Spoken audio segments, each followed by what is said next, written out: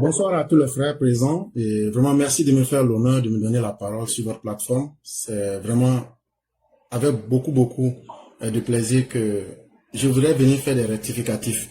Parce que il y a pratiquement une heure du temps, il y a deux frères qui étaient en train de discuter et il y a un qui a dit que Albert Madrid Ouakheuse n'a jamais démissionné du RHDP. Et il y a l'autre du RHDP qui disait que non, qu'il a démissionné. Mais les gens du RHDP n'ont pas pu prouver que Albert Madrid Ouakheuse a démissionné. Donc la raison même pour laquelle je suis venu, c'est pour dire, et moi j'aime que les gens vérifient en même temps ce que je dis. Là quand c'est faux, on dit en même temps c'est faux. Et j'espère que tous ceux qui ont un ou deux téléphones, prenez un téléphone. Vous tapez le bureau politique de l'UDPC qui s'est tenu le 3 août 2020. Durant ce bureau politique, Albert Madrid Ouakheuse et son parti, l'UDPCI, ont estimé qu'eux, ils ont suffisamment donné au RHDP, mais ils n'ont pas reçu l'appareil en retour. Et que, au nom de cette réalité-là, eux vont se retirer de la coalition RHDP. C'était le 3 août 2020. Quand on vous parle de bureau politique d'un parti, c'est déjà une position officielle. Et durant ce bureau politique, Albert Madrid Ouakheuse, lorsque parole lui a été donnée, il a clairement dit ceci. Et je cite au style direct, il y a beaucoup de suffisance chez les autres. Il parlait des gens du RHDP. Il y a du mépris, il y a l'oubli, il y a l'égoïsme. Nous nous sommes éloignés en termes de conviction profonde. Frère, si vous pouvez fermer votre micro, ce serait une marque de respect pour tout le monde. Big. Parce que quand vous parlez, nous avons fermé notre micro.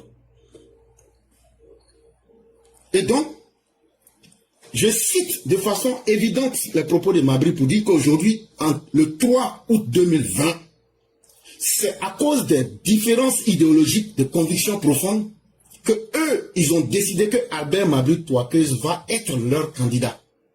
Mais ces divergences sont nées comment? Parce qu'il faut aussi être capable de l'expliquer.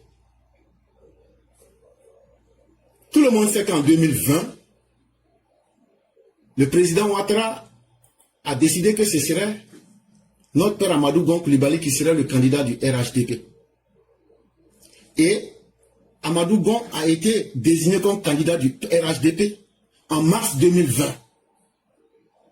Le 13 mai 2020, Albert Madrid Ouakheuse quitte le gouvernement. Et le 3 août 2020, lors du bureau politique de l'UDPCI, il donne clairement sa position et, comme je l'ai dit, avec des mots assumés, que c'est lui-même qui a décidé de quitter le RHDP.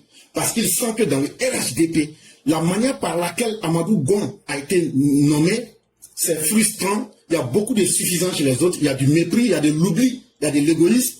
Et donc, nous nous sommes éloignés en termes de conviction profonde. Donc, c'était la première chose que j'avais voulu clarifier. Pour lever tout amalgame. C'est facile de vouloir comparer les faits. Mais il faut envoyer des arguments concrets. Tout le monde peut taper 3 août 2020, bureau politique de l'UDPCI. Et vous allez voir ce que j'ai dit. Donc, quand les gens veulent faire des rapprochements pour dire que Awadon Melo, c'est la même chose qui est pratiquée au RHDP. Mais vous ne pouvez pas parler du RHDP si vous ne connaissez pas le fonctionnement interne de ce parti. Vous ne pouvez pas parler du RHDP si vous ne maîtrisez pas l'histoire récente. C'est que j'explique. Rapidement. S'il vous plaît. Je crois que les autres ont parlé. Si je peux parler. Attends, éclairez Firino et puis tu as fait ta motion. Éclairez, vas-y. Ok.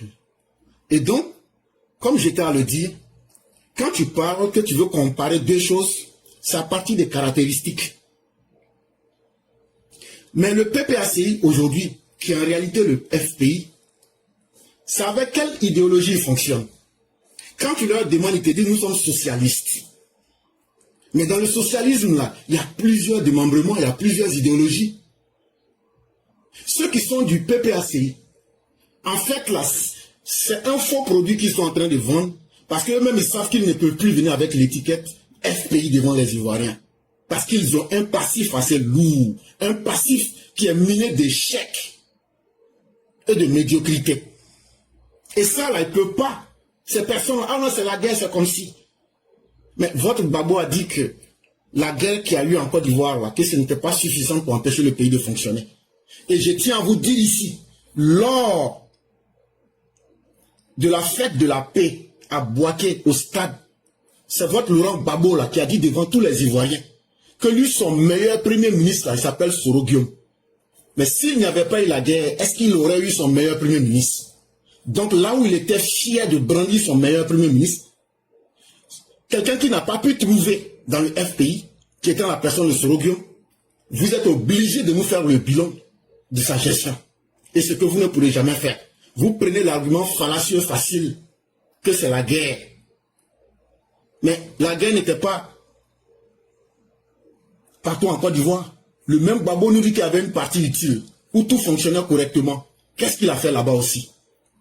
C'est surtout de cela qu'il est question, on parle de responsabilité.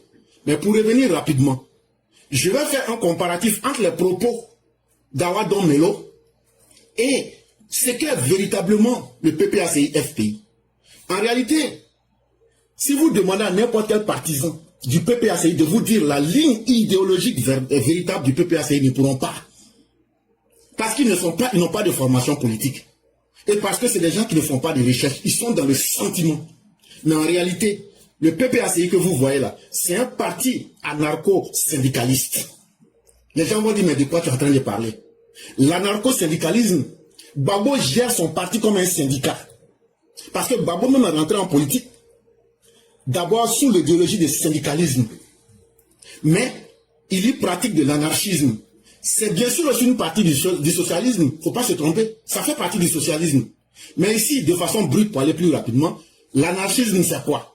C'est la doctrine politique qui nie et qui défie toute forme d'autorité, qui défie la hiérarchie et la domination. Ils sont contre l'État, ils sont contre le capitalisme. Mais regardez, est-ce que Gbagbo n'a pas combattu Félix Houphouët-Boigny? Est-ce que Gbagbo n'a pas combattu Gueye jusqu'à Alidja? Est-ce que Gbagbo, là, en Côte d'Ivoire, là, Gbagbo a combattu tout le monde? Et c'est ça, les caractéristiques de l'anarchisme. Mais aujourd'hui, là, ce que tu sèmes là, quand ça pousse dans ta propre maison, tu ne dois pas te plaindre. Et c'est ça qui est arrivé à travers Awa Don Melo. Parce que quand tu ne développes pas une ligne philosophique concrète, en fonction des réalités du moment, mais tu vas toujours être en train de patiner. Et c'est justement ce qui est arrivé lorsqu'il a pris le pouvoir. Puisque lui-même, il a contesté les formes d'autorité. Il a contesté la hiérarchie, mais regardez comment Laurent Gbagbo a dirigé le pays. C'était les Blé Goudé, c'était les Simone, chacun dit ce qu'il veut. C'est ça l'anarchisme.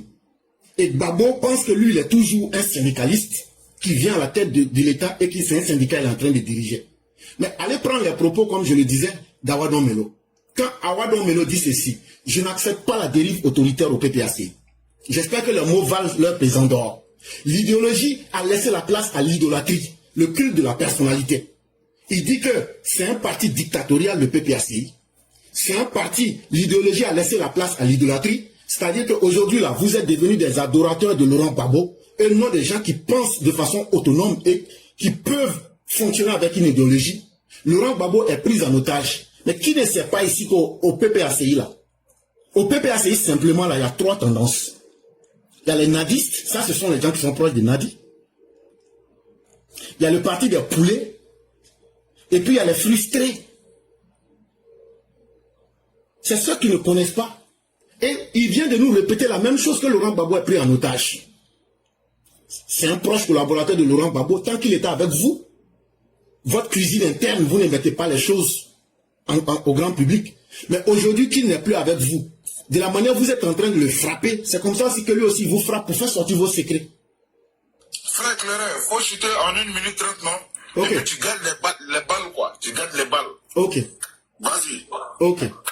Et donc, j'allais m'arrêter là, mais pour dire que c'était d'abord pour rectifier ce qu'ils avaient voulu nier. Or, tu ne trouveras jamais au sein du RHDP quelqu'un à qui le président Ouattara a dit « Je te donne l'ordre de quitter le RHDP ».